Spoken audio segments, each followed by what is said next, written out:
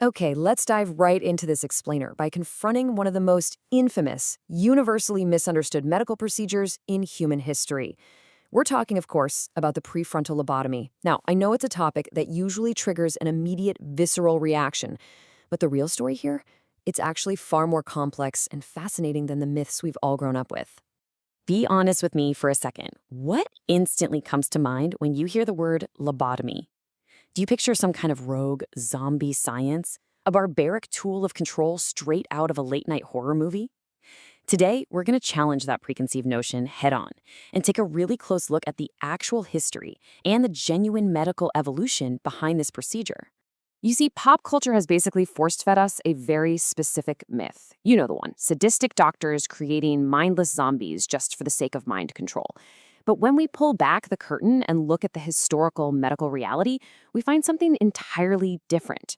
Well, we actually find our desperate doctors operating in an era that literally had zero effective treatments. They were aiming for the only thing they could possibly offer, which was basic symptom relief for deeply, deeply suffering patients. All right, Section 1, Myths and Medical Realities.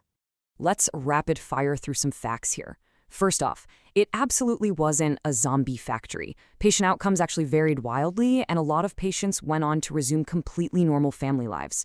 Second, this wasn't some profit-driven scheme. Doctors were acting in genuine good faith during a truly desperate era of medicine.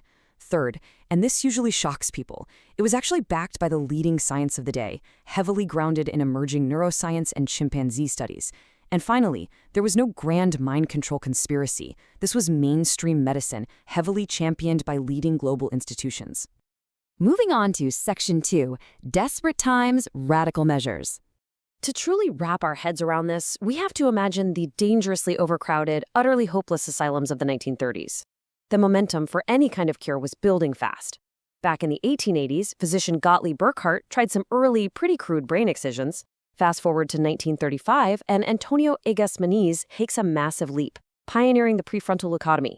And then, almost immediately in 1936, Walter Freeman and James Watts brought the procedure stateside, performing the very first American lobotomy. Now, the driving force behind all of this frantic innovation was a concept known as therapeutic nihilism. Basically, this defined an era where there were overwhelmingly few, if any, effective medical options. Doctors felt utterly paralyzed as they watched severe mental illness completely destroy lives. It was this total void of alternatives that essentially forced visionary, albeit highly controversial, doctors into taking incredibly radical leaps just to try and help. And here's the thing. Walter Freeman didn't see his work as barbaric. Not at all. In his own words, he viewed the procedure as soul surgery for the hopeless. These physicians really viewed themselves as knights fighting a terrifying psychological monster to save their patients. They felt they were throwing a desperate lifeline to people who were drowning in an era that offered absolutely zero other hope. Which brings us to Section 3, the lobotomy boom. As the mental health crisis peaked right after World War II, the surgery itself evolved rapidly. Step 1 started with Moniz, using open surgery and actually injecting pure alcohol to destroy tissue. Step 2 brought in the leucotome, which was a specific tool designed to physically cut the white matter tracts in the brain. And then came Step 3. Walter Freeman developed the infamous transorbital method. By accessing the brain directly through the eye socket, the procedure went from taking hours in a sterile operating room to just mere minutes. And because that transorbital method was so frighteningly fast, the procedure just exploded in popularity. We're talking over 50,000 lobotomies performed in the US alone. It completely democratized the surgery, dragging it out of those elite hospitals and dropping it directly into the incredibly overburdened state hospital wards, where the desperate masses were actually housed. Now, if you're still sitting there thinking this was just some fringe, back-alley science experiment, history proves otherwise. In 1949, António Egas Moniz was actually awarded the Nobel Prize in Medicine for his pioneering work. Think about that for a second. At the time, the global scientific community didn't view this as a tragic mistake. They universally celebrated it as a supreme, life-altering medical breakthrough. Let's look at the numbers in Section 4, what the data shows. So what was actually happening to these patients? Well, a massive British survey tracked over 10,000 patients from 1942 to 1954, and the results are incredibly complex. 13% saw a full recovery. Another 28% had significant, life-changing improvement. 41% experienced at least some benefit. However, 18% saw absolutely no change or tragically got worse. But get this, for specific affective disorders, the recovery rate actually hit an astonishing 63%. But it was far from perfect. We absolutely must acknowledge the very real, sometimes fatal risks involved here. There was a roughly 5% mortality rate associated with the procedure.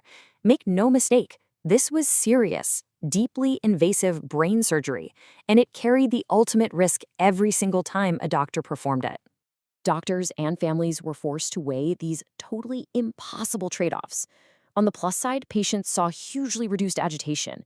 They were finally discharged from horrific asylums, and many went right back to their daily family lives. But the severe complications? They were devastating. Patients faced up to a 25% risk of developing epilepsy, along with severe apathy, dramatic weight gain, and incontinence. The physical and emotional toll was just an incredibly heavy burden to bear.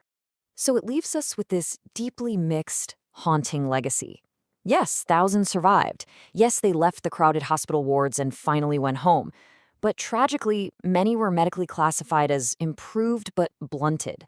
They had survived, sure, but they lost the fundamental spark of their personality in the exchange, a profound, irreversible sacrifice for a life outside the asylum. Finally, Section 5, Legacy in Modern Neuroscience. How does this wildly flawed history shape us today? Well, the decline of the physical surgery was just as rapid as its rise. In the 1950s, the introduction of antipsychotic drugs like chlorpromazine finally offered a chemical alternative to the scalpel. By 1967, Walter Freeman performed his final, highly controversial procedure. And that scientific evolution brings us all the way to our current, highly advanced era of deep brain stimulation. When you put the two eras side by side, the medical evolution is just stunning. The lobotomies of the 1940s were broad, blunt, and permanently irreversible. Today, its direct medical descendant, deep brain stimulation, is incredibly precise, it's guided by advanced imaging, and crucially, it's completely reversible. We have the exact same overarching goal of curing the mind, but with infinitely better, safer tools. Honestly, perhaps the greatest legacy of the lobotomy is ethical.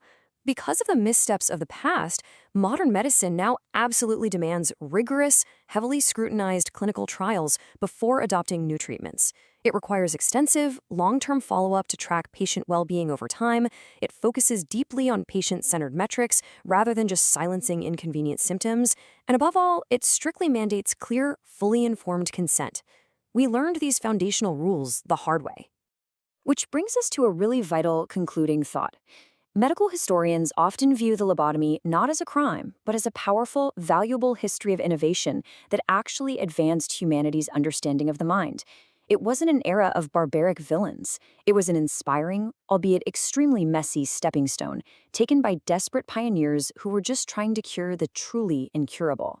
So, I want to leave you with a final provocative thought. How will future generations judge the life-saving medical interventions that we rely on right now? Will our modern treatments, our cutting-edge surgeries, and our pharmaceuticals look completely blunt and crude to them in 80 years? It's definitely something to think about. Keep questioning the history behind the science and keep learning.